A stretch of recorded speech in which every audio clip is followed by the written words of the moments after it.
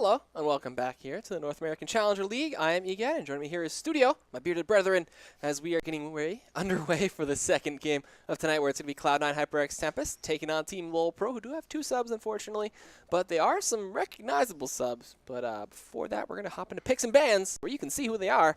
How you doing, Studio? Doing pretty good, doing pretty good. Excited to see some of these subs in action. For example, we got Ninja Ken coming from the old complexity roster. Is it Ninja Ken or Ninja Ken? So I used to pronounce it Ninjaken, which was like miles off apparently. I've also seen Ninja Ken. There's lots of possibilities. I've never actually heard a consistent way to pronounce that name from person to person. Usually it's some weird emphasis. Ninja Ken? I'm very kind of Ninja Ken. There had to be an E after that N. But also, it's Hood Stomp coming back in. He has been away from the scene for a very, very long while. And I guess he's going to be stepping in for LOD. Maybe he had something to do. So he'll be here. But, you know, you recognize all the names from everybody. You know, Cloud9, Lomonation, who is Yuzuki, Kez, Bishu, Altec, and Gleek LoLPro, that awesome duo bot lane. Haunter, Ninja Ken, Lod is in the mid lane, excuse me. They don't have Jackie, that's who it is. So mid lane LOD, never seen that before. I've actually never seen him play mid. I've played a few games with him, and he was always AD carry. Actually, I think there was one game where things went horribly wrong. He played Ezreal like mid. Roaming. Yeah, it was like that, like roaming Ezreal mid lane / jungle. That was a weird game. I don't want to remember that one. But that was, everything fell apart that time. But regardless, we'll see how picks and bans go. Bans are going to be the issue here, as it looks like LoLPro doesn't get any. They get 1. Oh, they get 1. All right. So Lulu's going to be banned out. And, well, that's pretty much 2 of the big scary mid laners. This does leave Pantheon open, does leave Evelynn open, which is getting more and more popular day to day. We saw that at a Lyon yesterday, where Thiak just hard carried on that Evelynn. Everywhere that they try to gank, he was there. Just that dark night, as Batman would say. And they may swap it up. There's Yasuo still for Bishuo if he wants to do that, but it's going to be Kez's Evelynn there. And still a lot of free picks open. Hood Stomp could get his AD carry early. That Caitlyn's very safe. Lucian's pretty good. And don't think we're going to see, like, Sivir out of him. I don't expect Sivir out of him. There's also still tops that are pretty good. You know, you got Shyvana, Renekton, everything. Oh, Hecarim, too. Hecarim's available. Pantheon's available. There's, like, a lot of really cool tops and jungles available right now. And instant lock on the Renekton, and then LeBlanc also being locked in shortly thereafter. So, Laud on LeBlanc, I don't think I've seen this before, but he's got the mechanics of an AD carry. LeBlanc's definitely a mechanic skill-intensive champion. Yeah. You can pull it off. It's going to be fun to see. Hopefully he's got his combos down. Hopefully he's got all that just finger movement memorized, because it can be pretty tricky. It's like, all right, I gotta do Q R Q E. Or no, I gotta do Q E W and then W again, or R. I don't know. It's like when you actually do it, it's just like, well, in this situation I need to do this, and in other situations I need to do that. And it's just it's really fun once you get used to it. But the first few times, you're just like, it's like, all right, that combo took like 7 seconds. Like he's already off cooldown. I need to get faster at this. All right, so the bot lane duo for Cloud9 going to be already decided, as it will be that Caitlyn and Thresh for C9. And however, Graves, I highly doubt we're going to see him. You know, he kind of has faded off a little bit. He doesn't beat Caitlyn. Caitlyn, you know, always that bully, shoves you in, harasses you out. His passive's not bad. Yes. His passive is great. But 650 range versus 525, that's lower range than most of their AD carries. That means Graves just takes headshot procs to the head, which is a little bit unfortunate if you don't want to die. And that pushing, man. He can push back, but Caitlyn can auto-attack and push back at the same time. Ooh, Hecarim gets locked in for Ninja Ken over there. And we'll see one of his 2 infamous champions that he's known for. Nocturne did get banned away. Do not want to deal with that carry. Nocturne from the side of C9. He goes for the Spirit of the Elder Golem, Ancient Golem, excuse me. And then Trinity Force, you know, Blade of the Rune King, just goes carry items out the butt, and it just carries out with that. He's a carry-seeking missile at that point. Like, he will get to the carry. You can't stop the ultimate. Yeah. But like he arrives, the carry has a good 2 seconds to get away from him, or they're dead. And once the fear procs, they're essentially guaranteed to be a kill. You can do that on Hecarim, though. You can do that on Hecarim. I really like the Trundle pick. Yes, they do lock it in. And Yasuo. Are we going to see some Pillar of Ice into Yasuo Pillar of ultimate? Ice into Yasuo. We've seen that a couple times already, and it's a solid combo. But I like this pick because the way Kez has been building Evelynn is very, very tanky. So they kind of forego AP Evelynn. They have the super shielded up initiation Evelynn, and then you just kind of back that up with someone like Trundle, who can build damage early game, kind of mitigate the stats with his ultimate, and not really be squishy. Like, he'll have a frontline tank already. He'll play more of a support off tank in a sense, and it's a really cool combo. I like it. And we'll see LOH get Annie for the last pick there. So Annie Lucian going against Kate Thresh. Got some range harass coming in from that Annie, though. So we'll see if they can trade it back and forth. This mid lane, though, I still want to see how Lod plays it against Bishu. You know, he's playing Bishu, so it's going to be very fun. It's going to be very very mechanically intense to come out from that lane, dashing all over the place, stacking up that passive, and looking for some free auto attack crits. The jungles could go either way. You know, Hecarim very snowbally.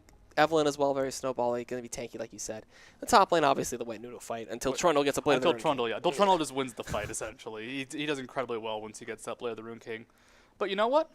These teams, they're pretty solid. I really want to see how Ninja Kid and Hoodstomp perform. This is going to be their first game in quite some time for a Hoodstomp, and a little bit less, but still quite some time for Ninja Ken or Ninjaken or whatever you want to call him. Our Hecarim buddy, our favorite Hecarim Nocturne jungler, even through Season 4. But with that, we're going to go ahead and give a quick shout out to our sponsors because they're pretty awesome. For example, Loot Crate. They're cool guys, been supporting us for a while, but they will also send you a crate of loot to your door for $13.37 a month, and that crate will contain lots of awesome kind of nerd swag, nerd items, and nerd apparel. The theme for this month, I believe it's still Attack on Titanfall, so you'll get your anime, you'll get your mech, you'll get some cool, possibly a cool shirt with those two fandoms combined. Yeah.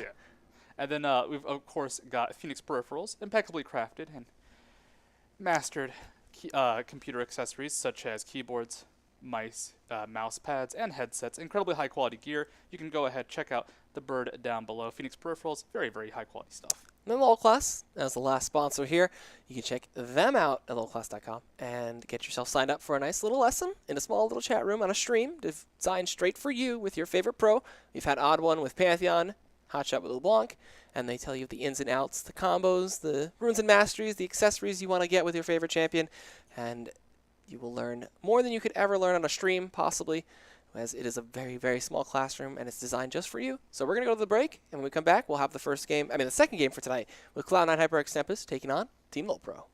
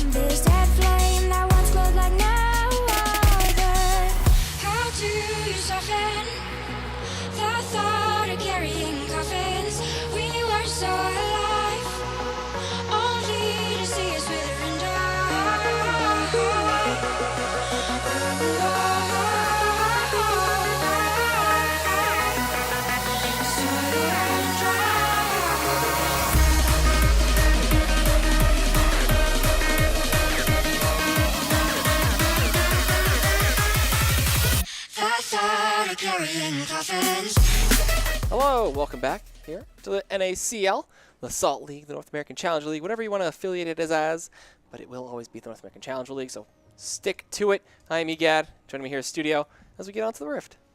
And I'm just having this vision of we'll see a Evelyn ult into a Eternal Ice Pillar, into a Yasuo ult, and it feels glorious. I want to see that combo just because I want to see it on 5 people because it would look hilarious.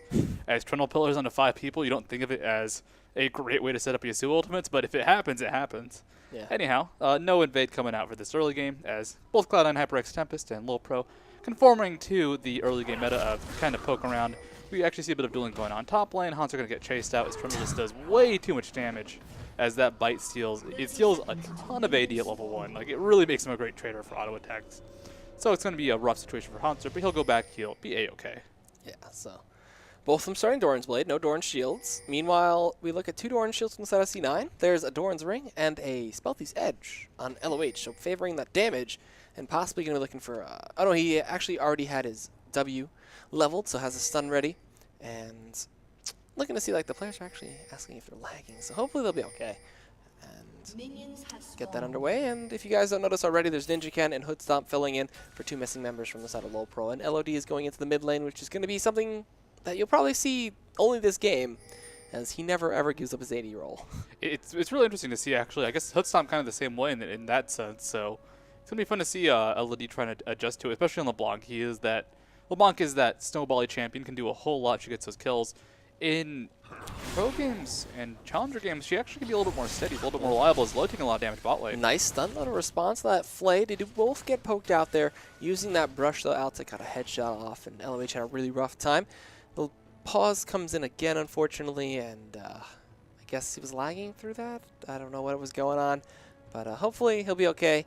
Hopefully the lag gets situated, and we have a nice clean game.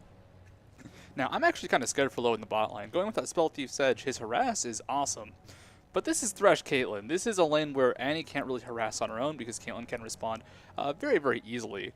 So it's going to be kind of risky for low to go too aggressive in the bot lane. If he ever gets hit by a death sentence, it is a death sentence in this context. Leona can survive. Other champions can survive. Annie, especially with this early chucking going on, not going to make it through that damage. All right, so we'll look for possibly another flip from LoLPro to capitalize and see an ignite, possibly some summoners forced out. Bishu going against LOD mid here on that LeBlanc. Having a rough time getting dashed in on. He looks for a distort onto him, but he's waiting for him on the back there. Eats a bunch of damage for this Troubles, though, so going to be forced to play a little bit more defensively, while LOH... auto attack, I guess, put him in a little bit of rage for the Flay, but it didn't come out from LoLPro. Yeah, just that defensive backing up from low, realizing he is way too far out as Hoodstomp was not near him. And unfortunately for Loud in the mid lane, that is some good outplay potential. Where Bishu, he can do that every time he thinks Loud will go for distortion. It is entirely a risk. He can't do it reliably, but just going for that dash in and trying to juke out the distortion. Han's going to try and trade up top lane as Lomo is just chase him out. This is just Trundle early game damage. He has such high AD, 103 AD because of that stolen attack damage, which it's just chunking wrecked in bits. We see a lot of getting chunked though. Bishu just completely ignoring his damage, using that shield passive to absorb one of the signals of silence, and having a field day with that farm already. They're still even though, which is pretty good. Hanser going a little hard here onto, Illumination going a little hard onto Hanser there, biting him and igniting him and forcing him back, forcing that flash out. While Hanser pauses, it looks like Bishu is lagging a little bit. Hopefully the servers are okay, and we'll have a nice game. Oh man, this is throwing me back as had stopped in chat mentioning the TSM tournaments, which actually would have been the last tournaments I saw him in consistently, and that is I am getting memories of the pauses from back in those days. Oh god. Pause does, and we'll be back into this. Hanser. This is just Trundle damage. Trundle early game aggression. Flash in! Flashes forward, gets sun underneath, turn, ignite comes out! What was that? Alright. Hanser with a nice counterplay to that. Yazuki. Why did he do that? That was... Okay. Trundle's damage is bursty, but you still have to get in a good 2 or 3 auto attacks. Like, it's bursty over 2 seconds, not bursty in an instant. So it's a little bit more focused on the sustain. And because of that, he really just didn't have enough time to actually kill Renekton, especially with his Ignite already down. Had he gotten that first bite when he flashed right away, that might have been enough time, but that was just way too risky of a play. And here comes Ninja Ken, just going to scurry on by. He's making a left turn. He's got to go back to his jungle as he makes the NASCAR gank. And, all right. I don't know how he's going to gank. He needs to get behind them, first of all. He needs to make sure that the wards are down. Stun goes into LoLPro, but it's fine. If you didn't notice also, LOH, when you have Spell Thief's Edge and you have the Molten Shield up, you get a proc. If you get hit. That's actually it's a pretty damaging shield, even early on, so it does make trading a little bit more efficiently. Essentially, if Annie trades an auto attack now with Molten Shield up, she'll get the gold, then the Spell Thief's Edge will make it so that her normally just garbage auto attack value is kind of boosted up, and it's a fair one-for-one trade. And this is going to be their advantage situation, because low, he can go ahead, kind of pressure to stick near Hood Stomp and apply some aggression because they're so pushed up, but this does put them in range for an Evelynn gank. Evelynn, though, doesn't have a whole lot of hard CC right now. Can use the red buff, though. We look to see, as LOH is going to be the target, Ravish goes in, they force out the flash, a nice two-man stun, but the red buff picking up the kill. So there we go. Not even forced to use a flash from their side down bot. It was just simple and clean. I mean, Annie just, unfortunately, too slow of a champion, and Evelynn, that speedy gangster. Now back in the top lane, Hanser going to have a little bit more fun with that early pickaxe pickup. He can trade efficiently. Still going to be kind of risky for those all-ins just because Trundle gets so much attack speed from his, not Tormented Soul anymore, but the Ice Frozen Wasteland. Frozen Wasteland, yeah. I'm too used to the Trundle, the dirty garbage Trundle. I wish he was still like that, unfortunately. That Pillar of Filth. We all knew what it was. Frozen Domain. Frozen Domain. There we go. Wasteland, same thing. We're just mixing both skins into one. And he still has the Junkyard Trundle skin. I love that skin. I love Dirty Trundle. And actually, Bishu might be in some trouble himself.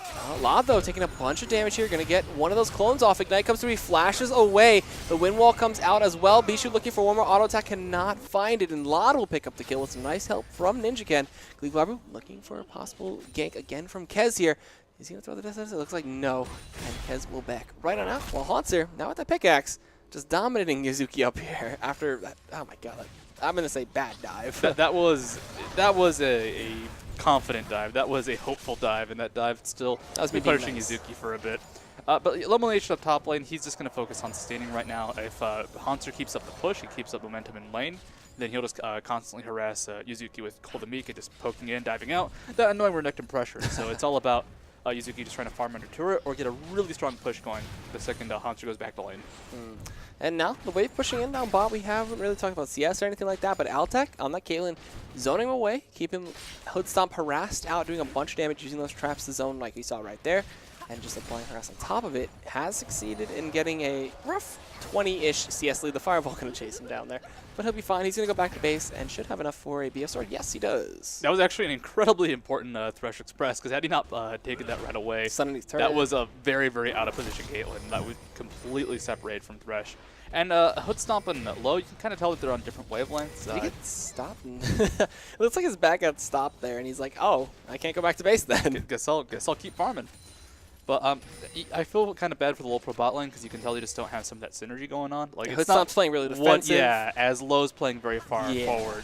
And that was earlier when Low almost got hit by a flay. He was just completely separated from Hood Stomp, and that would have been a different play had Lon been down there. Their names both start with L. They actually get extra synergy just for that. They have also 3 letters in their names. LOD, LOH. Those Meeks are colon. Yeah, a bunch of damage comes in from the Slice and Dice, too. Yuzuki getting chunked away. That pickaxe just paying off. And winning him that lane so far. Bishu actually going to get chained up there. Some auto attacks him in. 2 chains. Ninja Ken comes in from the back now. Looking for a bunch of damage on the Bishu. Will he be able to get out? He flashes away, but there's the Hecarim charge to chase him down. Ninja Ken knows how to play against that matchup. Perfectly fine with ganking it. And now Pillar going to slow him up, but he slices away. And that was really well played by both of them. 2 chains to CC him up that entire time. And even though he ulted and flashed out, couldn't get away. Yeah, just holding on to that Hecarim ultimate, knowing that guess what Bishu can do at any point, still blow that flash even if there's not a minion he can dash to. Of course, you always want to have that extra chase option in case he does get in range of a minion, does get in range of some escape. Hanser could go for a dive, needs more rage most likely. And once he gets 50 rage, that's going to be a possible dive set, but Kez is here for the defense. Here comes the Pillar, here comes the Subjugate as well. They're chasing it down. Ignite comes out. He has Flash, Pop Dominance, but it's not going to be enough. He'll save the Flash. Kez will pick up the kill, which is okay. And he will be closer to that Spirit of the Elder Lizard. There we go. That'll be it's the not first Ancient Golem, which is weird. I thought you said he's going to go for a tankier build. He goes Lizard then tank, is what I saw last time. Okay. And it's just for that early harass. Of course, because you have that constant hate spike, or Evelyn scales up 80 and AP, and the hate spike spam really actually benefits from just the Elder Lizard proc, because you can get it on almost everybody. It's not a lot of damage, but it's enough where it could matter. So, there you go. I was going to say, like, we'll see the tankiness come out. We'll see Randuin's Omen would be my next guess, because there is a lot of physical damage from Hood Stomp, Ninjakin, and Haunter. At the same time, though, the Randuin's Omen proc, just the extra slow, means that Evelyn can not only initiate, but keep that sustained slow on a lot of people at once. Ooh, Pink Ward is placed out there too, so Kez gets to clear that one out. That was lasted for a little while, keeping him safe from ganks until the lane gank came through. And we saw Ninjakin make a little NASCAR gank down bot. They forced out a flash from LoLPro. So Kez going to go 2 for none with this Pink Ward. That's a lot of gold. That's 200 gold of Pink Wards going down for a LoLPro.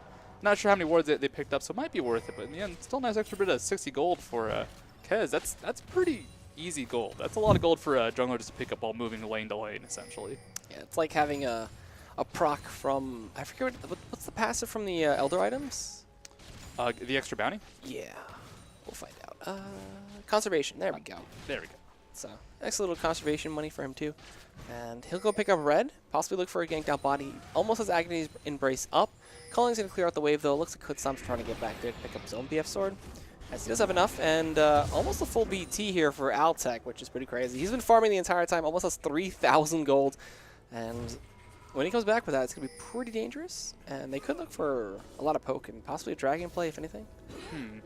So I want to see how Kez goes for the ganks, because I think it's going to be a bot lane gank with the dragon rotation, because the dragon could be the easy focus. And low, it's so easy to kill an Annie if they end up pushing out at all. So first, Altec has to go ahead and buy that BF sword, or not BF sword, but Bloodthirster, or else he's just going to be Dora's Blade Caitlyn in lane.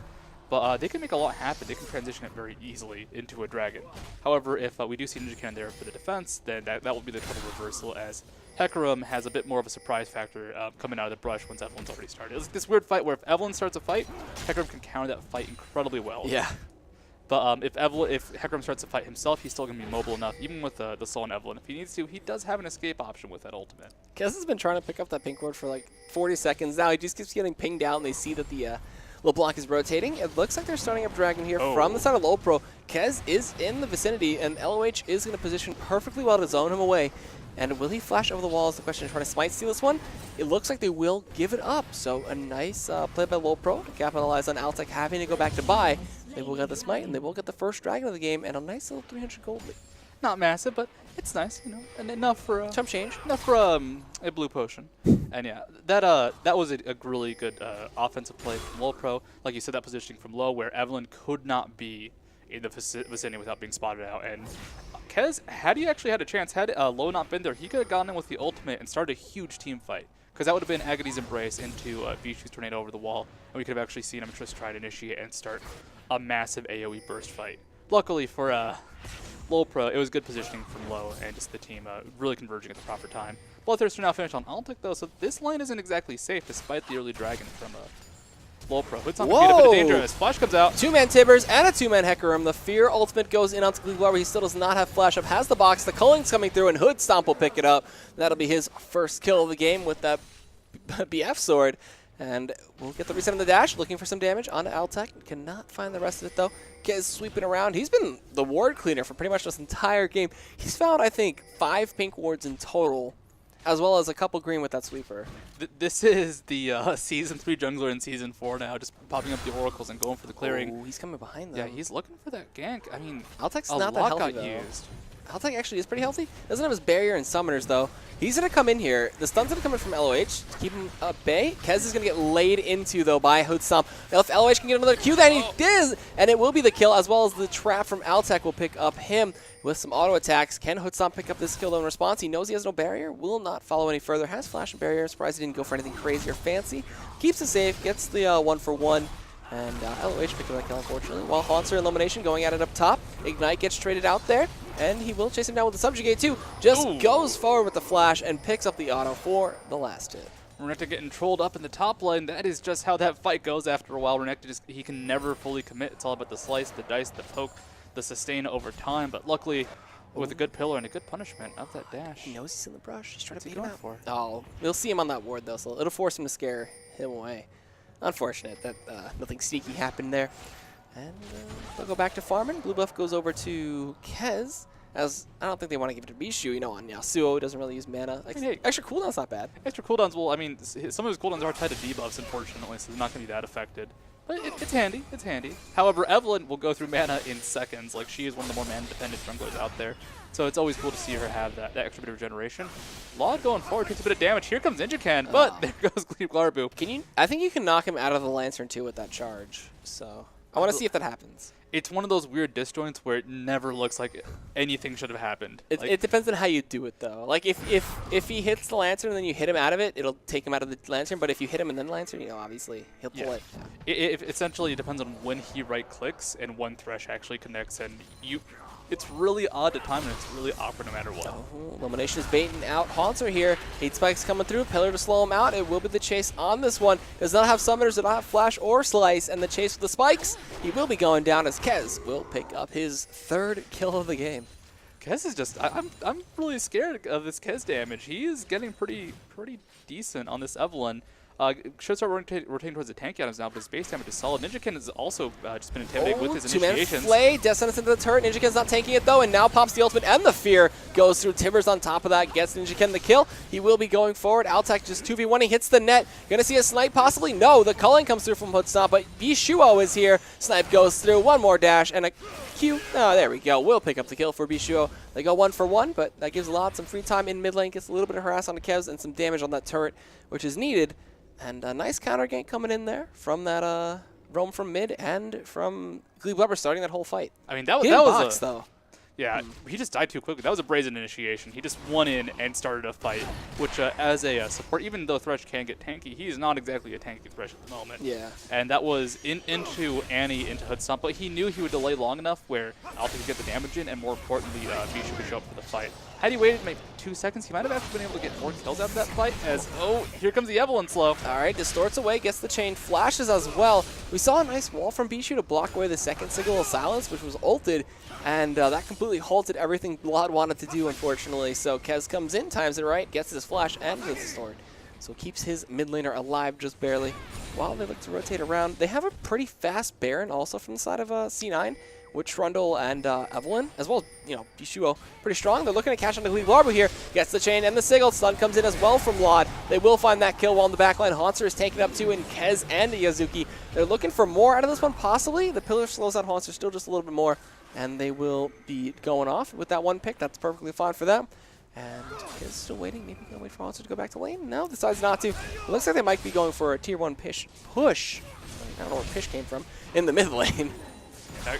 LoLPro, unfortunately, just getting caught out in the jungle. And that was a really good attempt to try and kill Haunter, but unfortunately, Evelyn and Trundle at this point going to be all about the sustained damage. Haunter has picked up a giant spell, giving him quite a decent amount of HP. Illumination does have a Lair of the Rune King, so Haunter can no longer lane versus Yazuki at all. He was already having trouble before. Now it's even harder, as that Lair of the Rune King just absolutely destroys a Renekton, especially because Haunter doesn't have any armor himself quite yet. I want to see Bishu how he contributes to the big team fight so far, because we haven't really seen any major grouping coming out from Cloud9, HyperX, Tempest. They've been kind of spreading apart, going for a lot of laning ganks. They're getting those kills, but they're not getting those big objectives. They're not getting the dragon. They're not getting the mid turret. But they are ahead in the overall turret count, just from the laning and the slide lines. Yeah, Yazuki is getting dangerously low, trying to get another objective in that top lane. Looks like Dragon is live, so Ninjakan kind of hanging around there. Bishu and Kez, though, getting poked out, seeing a bunch of damage from that Dragon. If we can see a nice ultimate come in, there it is. The Fear's onto Bishu. He takes the Lantern. 2-man Tibbers comes through. Can they find the kills? The question, Tibbers will pick up one. Alon comes in, double distorts on top of that one. Kez falls to Hoodstomp. He gets the chain, and it will get onto LoLPro. He will end up falling. Double kill the LOH, though, as well as now a second Dragon of the game in the favor of LoLPro. Even though they have 2 subs, they're playing it perfectly fine. Yeah, that was just hard initiation from Hecarim. You cannot win the Hecarim ultimate. He doesn't care about your win while Yasuo. Oh, no, but the troll cares about the top lane, and that will be Haunter going down. So now Yazuki, after that first flash, that first death, he's just been in control, especially with the help of Kez up in those ganks. It's now a 1-4 Haunter, who is ahead in CS by a decent amount from the early lead, but still falling behind and just dying left and right. But that Hecarim destroys the defense from Cloud9. What do you expect them to do? Toss in a wind wall? I mean, just try and walk away from fights that they don't want to engage on. Thing is, a lot of junglers, you might be able to stop them, but Hecarim, no way you can do that. So Bishu's options are to either just flash away or essentially hard engage afterwards. And because he's so squishy right now, doesn't have that much damage, he's just being chased out of fights and being blown up before he can do anything. Like, had we seen Bishu's ultimate come out, that fight could have been a little bit different, but he was already forced to take the Lantern and die, essentially, before anything could happen. I really want to see either Kez has to initiate for the rest of his team, or they have to go for a pickup, because Ninjaken's initiations have just been on point. His ultimates have been fantastic. 3-0-5. He is doing incredibly well this game. That carry Hecarim, he's throwing everybody on his nice little back, as he is the horsey that will take them to victory, if anything. And when Bishu gets that Infinity's Edge, though, we could see Yozuki looking to group and get those pillars off at long range to get max range ultimate from Bishu, if anything. So those could be good initiations. We still, like we were saying before, Kez could initiate the fights, and you can get a pillar, and you can see Yasuo ultimate on top of that 5-man. It's a fun combo. It'll be awesome to see because it never looks like it should actually happen. It seems like it'd be hard to pull off, too. It is. That's why it never looks like it should actually happen, because it means LoLPro made a huge mistake in their grouping. It's like, why are we all in this tiny corner? Oh, God. Oh, God, a pillar. Oh, no, we're all in the air being knocked up by a seal. Who would have guessed that? But this is, I think, what could have been the plan for Cloud9 HyperX Tempest is have Yuzuki split push top lane and just kill Hanser and then give up objectives but get more map control. And now Hanser trying to chase down Yuzuki takes a lot of damage in response. Illumination should actually be able to maybe escape from this. The culling missing a lot of shots there. Hoodstomp kind of stopped to hit the wave while Hanser was like, let's go, let's get Yuzuki. But then Kez maybe looking for the counter gank here. Could they win 2v2? No ultimates for either top laner. If they walk into the brush, if Hoodstomp gets too close, maybe. Dun dun dun dun. They're deciding. They're like, can we do it? Can we do it? And Yuzuki's like, yes, let's go. Let's flank them. Kez is there now. It should be a little awkward, but Hoodstomp is doing a bunch of damage. They find the kill. Now Kez is 1v2. He's gonna get stunned up there, slicing and dicing through him. A bunch of damage comes in from Hoodstomp. He finds another one, and that'll be a 2-for-0. I don't know why he went in by himself. Kez kind of needed to go in first, but they do fall, and that'll be a tier 1 going down now. Possibly going to catch up LoLPro here. Will we find it? Talisman of Ascension comes through. The knockback and the stun comes through. Oh, never mind. The chain over the wall. Wow, Lod almost max range. He goes over the wall with the flash, but Windwall will prevent him from going any further. And almost there, Lod. So almost picking up that fresh. They should be able to pick up this top turret, though. As I mean, Illumination, like you said, he walked into all their damage at about 1/3 HP. Trundle's not tanky at the moment. He has Blade of the Rune King and a Giant's Belt. That will eventually be really awesome when he has a good subjugate going on, but the ultimate was already used in the last fight. So that was a bit ridiculous from Illumination, and it cost him both his life. Kez tried to follow up and save him, cost Kez life, that top turret, and I guess luckily Glebgarbu does survive as he was on route to try and help defend. I think if Lob would have flashed with that chain, he would have killed him. Yes, but unfortunate. He didn't. He held on to it. He's like, I got this. No. He was decisive, and then he tried to recover, unfortunately. Like, I thought the chain was going to latch, too. The chain almost always latches. It's really hard to get away from. But unfortunately, it was just at a range. They need a range indicator on it like Morgana ultimate. Actually, that would be huge. Yeah, that'd be really huge for give it to both players and LeBlanc and the other players. I would love to see it. Obviously. And but with that, like he tried to hold on to it too long, and then once the kill got away, he should have given it up. But still, running the flash, it's not the biggest waste, as Lod is going to be very mobile on LeBlanc, and the way he's been playing, the way that we've seen LoLPro grouping up, they're just in control this game. Yeah, showing a really dominating performance, but still, this is getting to the mid-game point. This is where we see a lot of teams start to like falter and lose out in those team fights, those big important team fights at this mid-stage. Dragon coming up in a minute 40 though, so Pro looking for a little bit of ward coverage, trying to secure a position there. They send Hoodstomp top to farm up, and Hanser to go do the solo split pushing Renekton thing, I guess. And kind of trying to hold off the C9 push mid while they show out the way. They don't really have an objective there. All the outer turrets are gone. All the tier 1s, excuse me, are gone. So trying to look for pushes on tier 2s or picks for either side. Yeah, at this point, Loma Nation has kind of fallen back from the constant split pushing strategy as Lo gonna walk up, not even use a stun, just auto attack. It's a Trundle. He's still a very hard champion to catch out just because of his high mobility, and that Pillar of Ice is incredibly powerful for disengaging. What's fun is LOH sold the Frostfang to get the Talisman. That's a great decision. Yeah, he got a lot of extra gold from it, and it's just like, all right, now I can get Talisman. Maybe going to be a dive here. We see the charging up from Ninjaken. They get the Death Sentence on the LOH. They're going to go in for a bunch of damage. Knockup comes in from the Pillar. We do not see Bishu going in. Glebgarbu takes down LOH, though. This is a really big fight for the side of C9. They do find 2, and will they find 3 is the question. They do. Double kill goes over to Outsec. They're chasing down a little bit further, looking for more flash forward. Gets the knockup, gets the ultimate, and now Hoodstomp's going to be the target here. He gets caught out. Glebgarbu picks it up with the flay. That's a 4 for none, and maybe a Baron or an inhibitor. They're probably going to get a tier 2 and maybe rotate to Baron after they're kind of a little low, so do not want to risk it, and should be able to get it down no problem. Oh, just the rough engage. Well, LoLPro tried to move forward. They were trying to kind of bait out a bad fight, but they baited themselves into that same bad fight. Like, it was postured for position, trying to get some good auto attacks from Lucian onto that turret. That's why Ninja can move forward, but just on the retreat, they were all so far forward, so out of position that Lo, just going to back of his team, was in that death sentence range and just got picked off. That's a rough initiation, but it was also a play that they only could have made if they were massively far ahead. They were ahead by a good 4 or 5K, but that's not enough to guarantee you win a team fight, fortunately. And with that, that's going to be 4 kills, a turret going down as well, evening up the turret count, and now the goal lead going in favor of Cloud9 HyperX. Are they rushing Tempest. Baron? They're YOLOing it. They're going straight towards Baron I like right now. it. That's actually a really smart call because they know everybody's going back. They're shopping. Maybe they're baiting it. Oh, never mind. No, they're just going for it. They're doing it.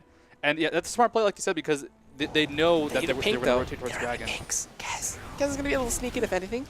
So he's kind of making his way down. Baron is sitting at still a lot of HP. Lomo Nation gets caught out, though. The Culling's going to get blocked up by the wind wall. Really good positioning. But they knock back Lomo Nation before anything. That's a really good play by Hecker to keep away from the Lantern. They're going to go back to Baron. It healed up for a ton of HP, though. They're going to look to turn, possibly. No, they're going to give up that idea. And we'll just take the one free kill on the big top laner. Lo going to be targeted out by Caitlyn. Luckily, Ninja Ken. Going to be the bro. Going to be everybody's favorite pony. The brony. The brony. And block out that shot. And that was a solid play. Just that Baron rush. It seems kind of odd to always say a Baron rush is ever a solid play. That's terrifying. But because they knew they were shopping at the Dragon, it was after killing Dragon, and they knew that they rotated towards Dragon because that is what most teams would do in that situation. It was just some good presumptions that really paid off. Only a kill, not an objective, but that's still okay. Yeah. Given how badly that fight went, they could have lost a whole lot more. So behind by 600 now. I trust their team fights if they get that reliable initiation off. If they start a fight, I think LoLPro will just be in command because they can just kind of distort Bishu. He will be on the defensive instead of playing offensively. And Bishu playing defensively versus offensively on Yasuo, it's much, much worse for Cloud9 HyperX Tempest. He wants to be able to dive in. Even if he gets blown up, he can get a billion damage out. However, if he's forced to just retreat and not go in for that strong ultimate, there goes all of his initiation, all of his damage. Alright, so Ninja getting in a decent position here. He could have looked for an ultimate. They could have looked for collapse. But they're kind of sitting off towards mid lane here from the side of LoLPro. I'm wondering, what are they going to do to start the next fight? How are they going to start that fight? And who would come out ahead? That pillar initiation, that has a deceptively long range. If you can find a good pillar onto 2 or 3 and then Bishu follow up, I'm pretty sure that'll seal the deal. Looks for the pillar, gets it onto Hood Stomp, but we see the Yasuo ultimate come through, but Bishu gets blown up by LOH. A bunch of damage comes through. Kez is going to chase down on the Hood Stomp. Meanwhile, a little bit of zoning comes in from Haunter. They're able to actually come out ahead of this on the side of the LoLPro. Ninja takes down Lomo, but Altec finds him in response. The chain connects, the double single goes through. Gleek Blarbo shuts down that Hecarim there. We're looking for more kills as Kez finds Lot and Lo finds another, but the ace, Altec actually kites back and lives through most of that burst from LOD. Unfortunately, his ultimate is still off cool as he could not find the second sigil to kill him, and that'll be an inhibitor and a 3 for 5 in favor of Cloud9. I mean, they could just go ahead, have Glaive Garbu tank this up, do a lot of damage to this turret. Should be able to go ahead, pick it off. The Hood lot Stomp, of damage? A lot of damage. The Hood Stomp is up now, so they may not be able to get the inhibitor, but they'll get close for sure. And that team fight, that initiation, that was perfect because Bishu, he got blown up, but he got the damage off. He got the ultimate off, and that's all they need out of him. Like, if Yasuo survives a team fight and is constantly doing stuff, that's awesome. But if Yasuo just gets that tornado and gets a good ultimate off, that's all you really need. So they got the initiation from Bishu. Lomo Nation did what he needed to do and just kind of tanked for a bit and died, and that just gave so much time for Altic at the back line, for Kez to just toss out those hate spikes. It was that kiting from Altic that you mentioned. That's what kept them alive that fight. That's what kept them alive at the very end. And a solid initiation. Gotta give credit to Lo, though. That immediate tibbers meant that Bishu, he did what he needed to do, but he didn't go out of control. That fight could have gone a lot worse had not been for a good reaction from Lo. Yeah, and he's also building AP. He's got double penetration at this point on Andy, so Sork Shoes and Haunting Guys, a little bit of HP as well on top of that, so maybe looking for the Leandri's Torment. This is kind of one of the Korean builds, actually. I forget who it was. Maybe Hoon? I don't know. I think he's one of the support players. I forget. But it was one of their builds, and they go Sork Shoes, Haunting Guys, they get Leandri's, as well as when you have your Talisman, and you're supposed to fit a Mikhail's in there, but he's kind of foregoing that item for a little bit longer, getting the Sightstone instead. And we'll see if he goes for a little later on. They're looking for some more control from Cloud9 on the side of Baron. They have 2 pinks already, and some wards on the red side. So when LOH is the pink ward, maybe they're going to go in for it. Nah, he's going to skip along another route. Yeah, on the subject of Korea builds, you can look at Lot's build on LeBlanc, and that's actually going to be what cost them that kill onto Altic at the very end of that fight, unfortunately. He went for the Athenes and Holy Grail Deathfire Grass combo. We're seeing this a lot more often, but the issue is that you have to farm with it a whole lot more. And he's actually got decent farm, but he hasn't really kept up with Bishu. And because he doesn't have that Death Cap, instead has the Athenes, he just does not have enough damage to burst down Altic in these team fights, especially Altic now having incredibly high damage and incredibly high lifesteal to back that up. It's a little bit unfortunate as the build just not working out. Of course, Laud, gotta give him credit for playing. Oh, they see Bishu by himself. It looks like a little bit of initiation from NinjaKen. The Lantern is there. He does take it, pulls into the 5. That would have been a great ultimate from Hecarim if he could have done it, but Dew Trap's waiting for him, if anything, and the whole team. So he backs off, gets some harass, and really didn't do any damage because that shield from Bishu just so big. Yeah, just a little bit of damage taken by NinjaKen, a little bit of damage taken by Low. I want to see if they can just force the initiate. Flash Here it Timbers is! goes into the Bishu. Can they get him is the question. They get a knockup. He gets the ultimate off, but it will be NinjaKen taking him down. Meanwhile, Kez is in the front line taking a bunch of damage. NinjaKen chasing him down. Flash from Hoodstomp picks up the kill on the Kez, though. The culling is coming through as they chase through on this fight. Lomo Nation, though, nowhere to be found. He's kind of off to the side.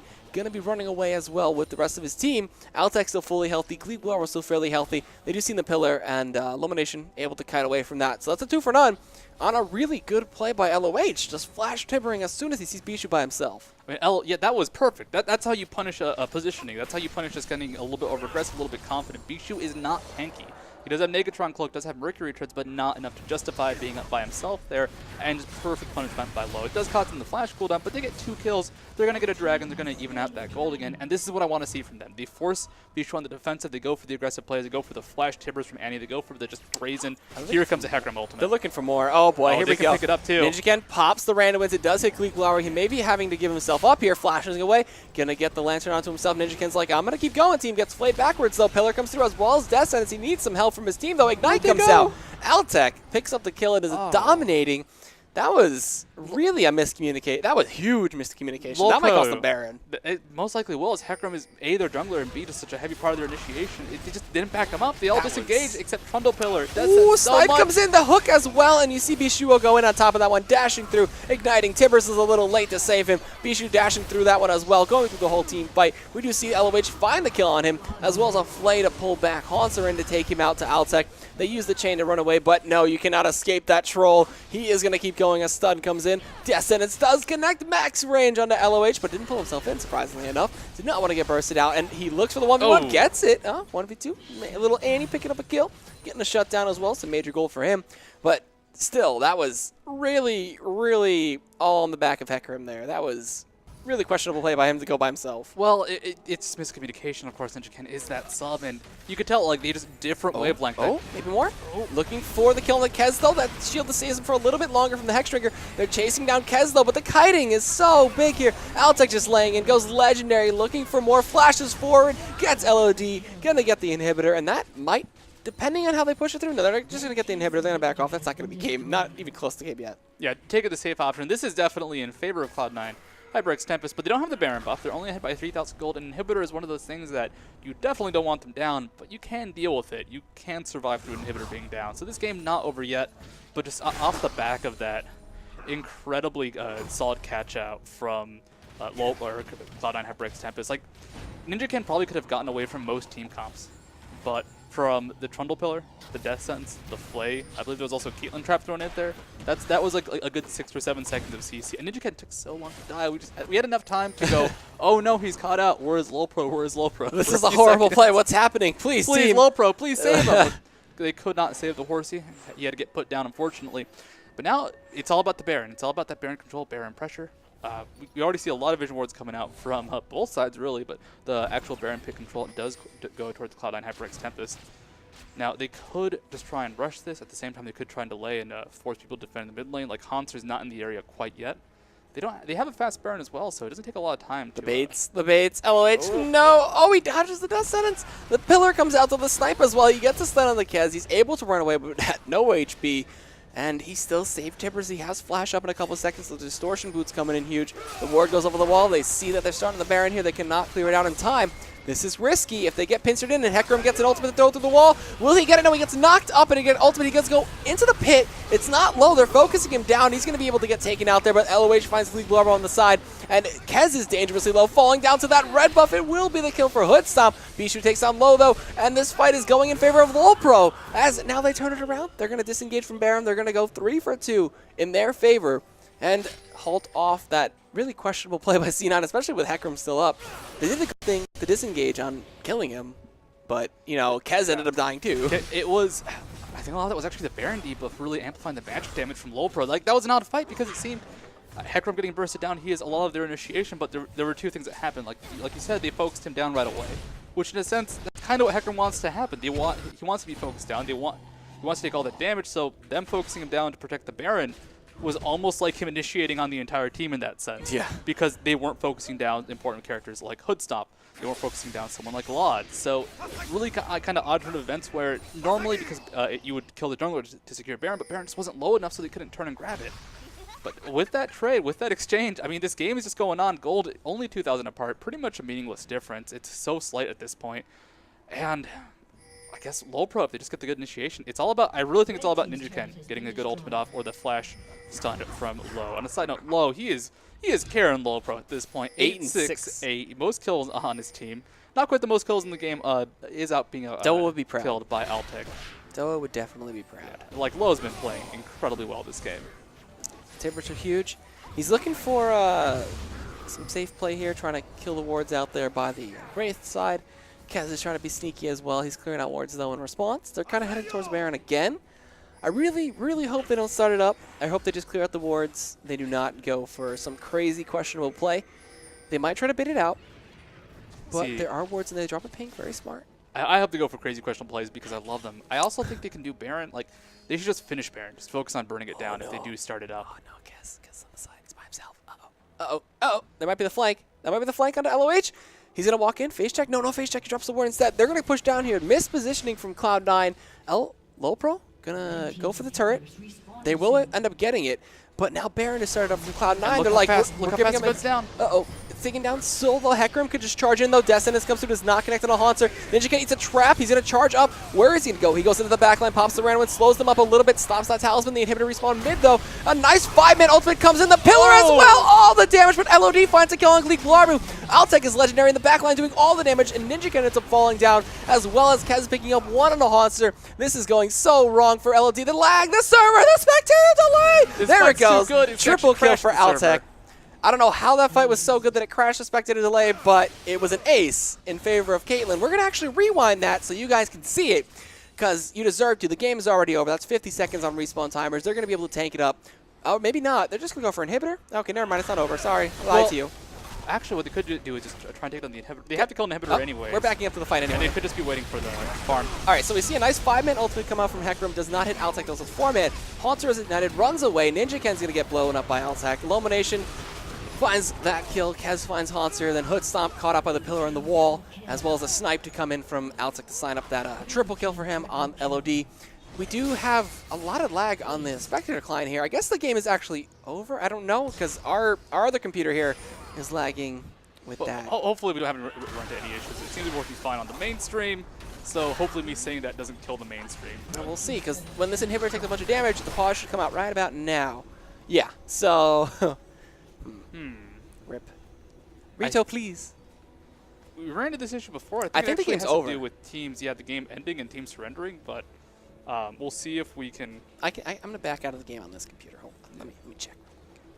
Pretty sure Google would message this computer.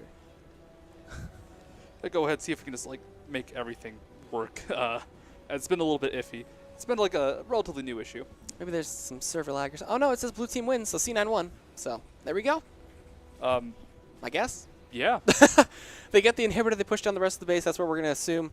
We had this happen yesterday, so whatever. Last time we got back in the game, this time though, it just ended. No luck for us. It's gone. But I mean, that was a huge ultimate. It was actually a really good play from LoLPro. Like, that was a great Hecarim ultimate. That's actually a great follow-up from Low as well.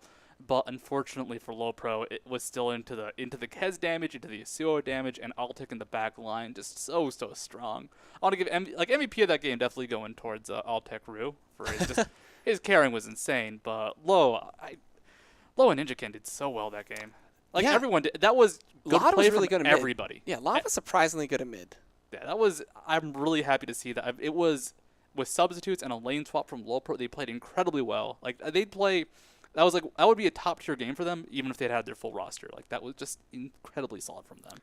All right, so that ends the second game here for tonight at the NACL. We're going to be going to a quick break, but when we come back, we'll have the third game of 5 here tonight. It's going to be VVV Gaming taking on Complexity Black. So it should be another amazing game lined up for you guys. So with that, we're going to go to the break, and when we come back, we'll have it loaded for you.